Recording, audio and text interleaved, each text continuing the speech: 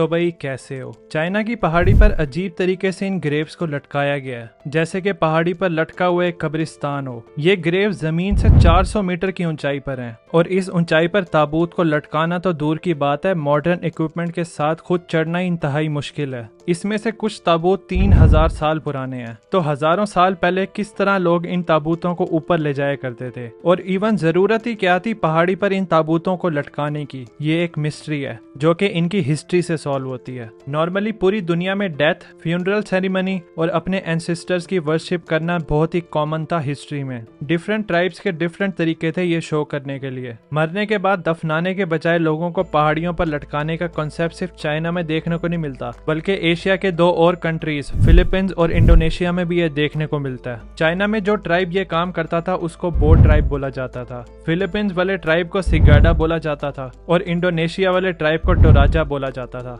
इन tribes के आपस में क्या लिंक है ये कंफर्म नहीं है, लेकिन ये सब लोग ताबूतों को हैंग किया करते थे। हमें सबसे ज्यादा आज की डेट में चाइना वाले बो ट्राइब के बारे में पता है, क्योंकि इस पे बहुत रिसर्च की गई है बो ट्राइब को समझने के लिए कि आखिर वो ये काम क्यों करते थे। चाइना के सिचुआन और यूनान प्रोविंस में ये ट्राइब रहता था। 16वीं सेंचुरी में मिंग डायनेस्टी ने चाइना पर कब्जा कर लिया था, तो इस बो ट्राइब की मिंग डायनेस्टी के साथ बहुत लड़ाइयां होती हैं। बो ट्राइब एक बार अपना फेस्टिवल मना रहे होते हैं और इनके मेजोरिटी में लोग ड्रंक होते हैं, तो मिंग डायनेस्टी ने इस मौके का फायदा उठाया और इन पर हमला कर दिया। वो लोग 40,000 बो ट्राइब के लोगों को मार देते हैं, जिसकी वजह से बो ट्राइब कम्प्लीटली वाइप आउट हो जाता है और इनके जितने भी कस्टम और ट्रेडिशंस थे वो हमारे लिए राज बनकर रह गए हैं। ना ही इन लोगों ने अपना रिटर्न रिकॉर्ड रखा, जिसकी वजह से हमें समझ आ जाती कि ये ग्रेव्स को क्यों लटकाया करते थे। देखो, इंटरेस्टिंग सवाल ये नहीं है कि वो ग्रेव्स को किस तरह लटकाते थे, बल्कि इंटरेस्टिंग सवाल ये है कि वो क्यों लटकाते थे। इसके पीछे 2 रीजंस हैं। पहली रीजन तो वही इजिप्शियंस वाली है। इस बो ट्राइब और इजिप्शियन के आफ्टर लाइफ का कंसेप्ट काफी मिलता जुलता था।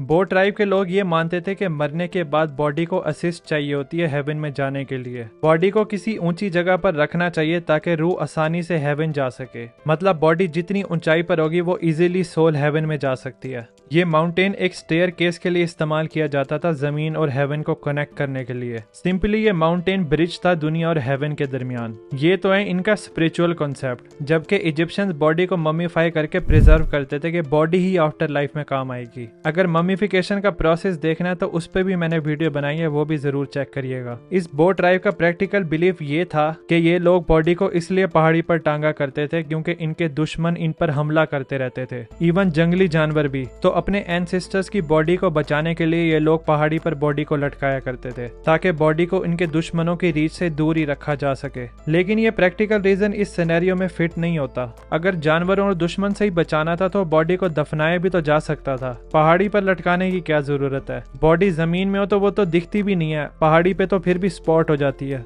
तो जरूर ये आफ्टर लाइफ वाला कॉन्सेप्ट ही इस्तेमाल करते होंगे। अब जैसे कि मैंने आपको बताया कि इनमें से कुछ ताबूत 3000 साल पुराने हैं और उस वक्त कोई इक्विपमेंट भी इन्वेंट नहीं हुए थे। मोस्ट प्रोबेबली एक कुल्हाड़ी ही हुआ करती थी उस टाइम पर इस ट्राइब के पास। तो ये लोग ले जाया कैसे करते थे उस ताबूत को इतनी ऊंचाई पर? इसका जवाब भी हमें मिल गया है। सबसे पहले तो ये ताबूत को बनाते थे कुल्हाड़ी की मदद से। इन ताबूत की भी हमें एवोल्यूशन देखने को मिलती है। शुरू में तो ये इस तरह के ताबूत बनते थे कि बस इसमें बॉडी आ जाए, लेकिन फिर बाद में नए औजार इन्वेंट हुए तो फिर इनकी प्रॉपर शेप हमें देखने को मिलती है। जब ताबूत तैयार होता था तो ये लोग मुर्दा बंदे को चादर में लपेटते थे और फिर उसको रस्सी से बांध देते थे। इजिप्शियंस की तरह नहीं करते थे कि वो बॉडी के ऑर्गन्स भी निकाल लेते थे। बो ट्राइब के लोग बस चादर में लपेट के ताबूत में डाल देते थे। फिर इस ताबूत को काफी सारे लोग उठाकर पहाड़ी का सफर करते हैं। ये रास्ता देखा जा सकता है जिधर ये लोग ऊपर जा रहे हैं। जिस पॉइंट पर खतरनाक चढ़ाई आती थी तो 3-4 लोग ऊपर चढ़ जाते थे। फिर रस्सी की मदद से ताबूत को ऊपर ले जाया जाता था, लेकिन स्टिल वर्टिकल जगह पर बगैर सपोर्ट के खड़ा होना इम्पॉसिबल था 200 किलो के ताबूत के साथ। तो ये सुराग देखो जो आपको नजर आ रहे हैं कॉफिन वाली जगह के पास। जरूर ये लोग इस तरह का स्ट्रक्चर इस्तेमाल करते थे वहां पर खड़े होने के लिए। फिर ये लोग लकड़ी की सपोर्ट को पहाड़ी में ठोकते थे अच्छे तरीके से,